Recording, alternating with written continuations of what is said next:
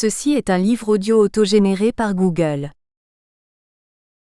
Enseignement et éducation en Afrique. Enseignement et éducation en Afrique. Dirigé par Magloire Kede Onana. En ces temps de crise généralisée, l'Afrique, comme beaucoup d'autres continents de la planète, traverse des moments extrêmement difficiles dans tous les secteurs d'activité. Au plan de son secteur éducatif, objet de nos investigations, la crise ne cesse d'assombrir la vie des différents acteurs de nos communautés éducatives. Les parents pour la plupart démissionnent chaque jour devant leurs responsabilités. Les enseignants qui pourtant ont entre autres tâches celle d'exercer dans les jeunes esprits la faculté de penser et de développer en eux le sentiment de la valeur de l'homme deviennent de plus en plus comme des bouches inutiles. Premiers passeurs culturels, ils ont toujours du mal à affirmer leur autorité devant une jeunesse devenue esclave dans l'usage de nouveaux moyens sophistiqués de diffusion de la seule culture moderne. Une telle situation installe tous les acteurs ainsi désignés dans un malaise profond, accentué par leur porte-monnaie qui ne répond plus à tous les défis. La conséquence au niveau des apprenants va être la langueur, la désertion, l'angoisse ou la phobie permanente des échecs et le désenchantement sur les lendemains de l'école. Pour s'élever au-dessus de toutes nos limitations, l'alternative qui semble s'imposer à nous tous est créer ou disparaître. Nous devons pour ainsi dire nous employer à la production radicale de nouvelles manières de voir, de faire et d'être, autant d'orientations et de combinaisons originales sous l'effet desquelles un nouveau redécollage est possible au risque de devenir comme des balafons crevés. Une telle entreprise nécessairement collective doit donc s'ouvrir et nous ouvrir aux autres, parce qu'elle contribuera à mesurer désormais l'avenir de nos États, à leur capacité de stimuler l'intelligence de leurs concitoyens. C'est suite à ce constat et surtout sous l'impulsion des Editions L'Harmattan, que l'idée de créer la collection Enseignement et éducation en Afrique s'est imposée. Déjà paru. Christian Georges Nkaoumoumelingui, L'approche par compétences, l'enseignement de l'histoire au Cameroun 2015. Joachim Olinga, de l'éducation morale de la jeunesse 2014. Ba Jean-Pierre Kouakou, perception et prise en charge du paludisme en médecine traditionnelle en Côte d'Ivoire 2013. Alphonse Zozim Tamkamta dire L'illusion démographique, la natalité africaine entre fatalisme et optimisme 2013.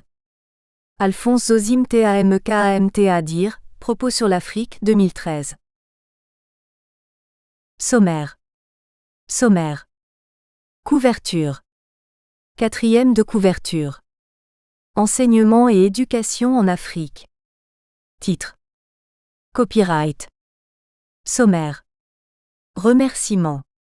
Préface. Introduction. 1. L'apprentissage significatif selon AUSUBEL. 1.1. La structure cognitive et ses variables. 1.1.1. Qu'est-ce que l'apprentissage significatif? 1.1.2. Les conditions de l'apprentissage significatif. 1.1.3. Les types d'apprentissage significatif.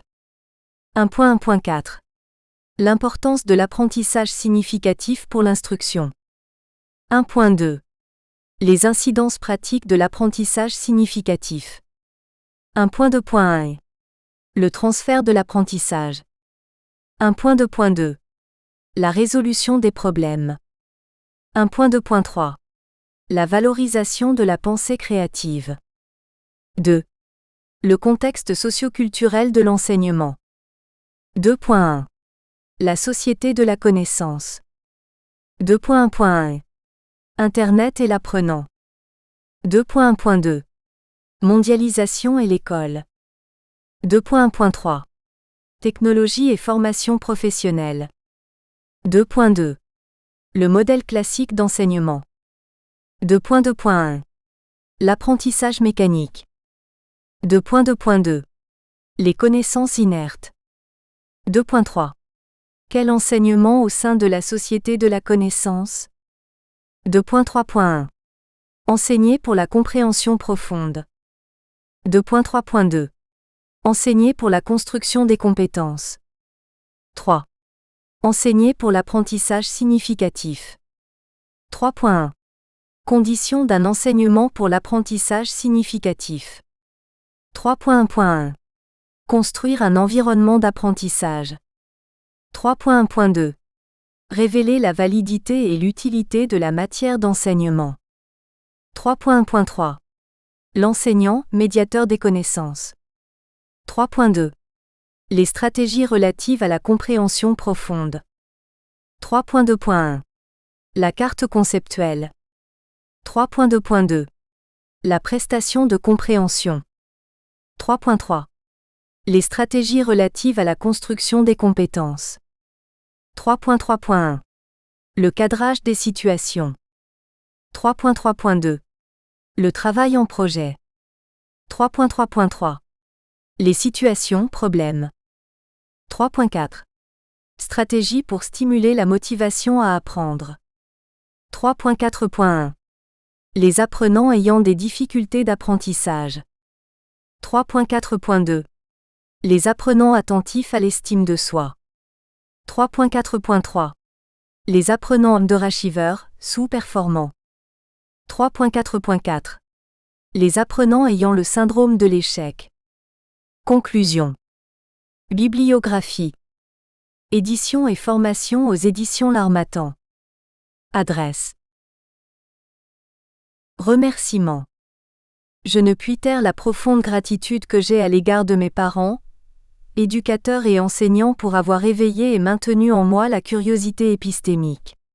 C'est à eux particulièrement que cet ouvrage est dédié. Je remercie mon jeune frère, Dr Norbert Amougou, scientifique et féru de la recherche. Ses conseils constructifs ont éclairé cette étude dans ses investigations. Je témoigne ma gratitude à la révérende sœur Thérèse Souga et à monsieur Jean-Maurice Noah, enseignant-éducateur, dont l'expérience éprouvée a accompagné cet ouvrage. J'adresse mes sincères remerciements à mon cher ami Olivier Truc, enseignant méticuleux. Cette étude trouve en partie son origine dans nos échanges productifs sur les questions d'éducation. Je renouvelle au Dr Magloire Ked Onana, directeur des collections Émergence africaine et Enseignement et éducation en Afrique, aux éditions L'Harmattan à Paris, ma reconnaissance pour sa précieuse collaboration. Je remercie mon confrère, Charles-Olivier Ouono Mbarga, doctorant en sciences de la communication sociale à l'Université pontificale salésienne de Rome, pour ses importantes observations. Préface. Enseigner est une responsabilité exigeante, comme telle. Nul ne peut s'investir dans cette fonction sans y avoir préalablement été préparé et surtout mandaté. La préparation et le mandat se justifient dans l'importance que revêt l'acte d'enseigner, dans les processus de socialisation et d'humanisation des jeunes. L'ouvrage du doctorant, Serge Romain OMGBA, dresse un état des lieux d'une pratique courante de l'enseignement aux conséquences désastreuses pour le futur des apprenants, et propose des solutions pédagogiques et didactiques adaptées aux besoins formatifs de l'heure. Le titre du livre, Enseigner aujourd'hui. Stratégies actives de l'apprentissage significatif, interroge les convictions de travail des enseignants et des apprenants engagés dans les processus d'enseignement-apprentissage.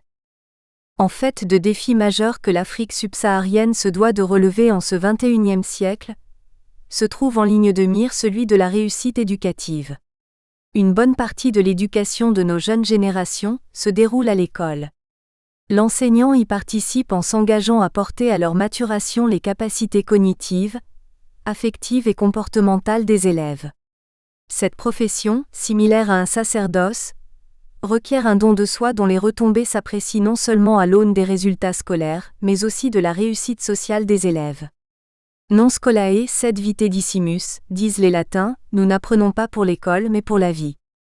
Malheureusement, dans certains pays africains, l'enseignement ne garantit pas toujours une intégration sociale réussie aux apprenants. De très nombreux jeunes Africains se retrouvent oisifs et déçus au terme de leur parcours formatif. Incapables d'agir et de s'insérer dans le monde professionnel, de s'assumer, d'habiter et d'évoluer dignement dans leur société. Assumant sa responsabilité dans ces échecs, l'école est invitée à réformer sa politique éducative, ses projets formatifs, les formes et la qualité de son enseignement, et sa conception de l'apprentissage, bien souvent jugée inadaptée aux besoins de nos sociétés. Par ailleurs, dans le but de soutenir les efforts de l'école dans la réalisation de la réussite éducative, l'administration compétente devra trouver une solution définitive aux misérables conditions de vie et de travail des enseignants africains.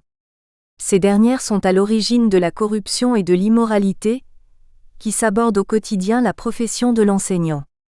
Les comportements répréhensibles comme le favoritisme ou le marchandage des notes à l'école, avec le phénomène désormais connu au Cameroun sous le vocable de notes sexuellement transmissibles, NST, soulignent la nécessité de revenir à ce que Gilles Ferry appelle l'enseignant-éducateur, une espèce en voie de disparition en Afrique.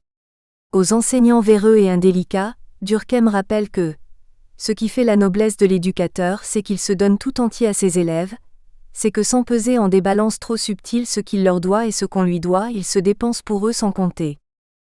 Dans cet ouvrage considéré comme un vade-mecum de l'enseignant du XXIe siècle, l'auteur saisit bien l'urgence des besoins formatifs du temps présent et le devoir sacré de l'enseignement.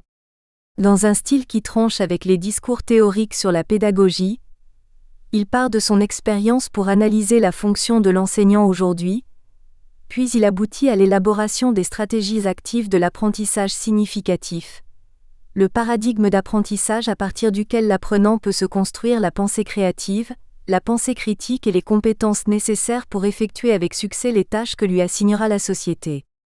Promouvoir un tel apprentissage, c'est l'objectif même d'enseigner aujourd'hui. L'auteur fait ce que les spécialistes des sciences de l'éducation appellent « interroger sa pratique ». Sa prise de recul nécessaire et son analyse rigoureuse d'une pratique de l'enseignement assez répandue dans le monde de la transmission des connaissances trahissent son réalisme pédagogique. Au final, le livre offre à la communauté de recherche des pédagogues, enseignants et apprenants des réponses valides aux demandes formatives suivantes.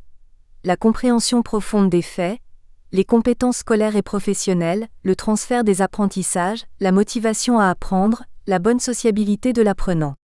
Il constitue une source d'inspiration pour les enseignants et futurs enseignants appelés dans l'exercice de leurs fonctions à établir un rapport conséquent entre l'école et la vie des apprenants. Brice Arsène Mankou, Ph.D. Docteur en sociologie. Chercheur associé au CLERC, UMR 8019 CNRS. Enseignante associée de sociologie à l'Université du Littoral Côte d'Opale et à l'Université catholique de Bertois. Introduction. Notre expérience d'enseignant dans certains collèges et lycées du Cameroun nous a permis de relever la faible acquisition des compétences scolaires chez les apprenants en fin de formation dans les cursus scolaires. La plupart des apprenants savent reproduire les connaissances acquises pendant les leçons. Moins nombreux sont ceux qui peuvent établir ou reconnaître des liens entre ces connaissances. Enfin, l'utilisation productive des connaissances acquises pour résoudre les problèmes constitue la grande difficulté chez ces apprenants. Le fait que les élèves, terminant leur parcours formatif, soient incapables ou éprouvent des difficultés à effectuer des tâches scolaires requérant le bon usage de leurs connaissances nous amène à mettre en question l'enseignement qui génère de telles incapacités cognitives et à proposer des solutions appropriées. C'est la raison principale de la présente étude dont le thème est « Enseigner aujourd'hui ». Stratégies actives de l'apprentissage significatif.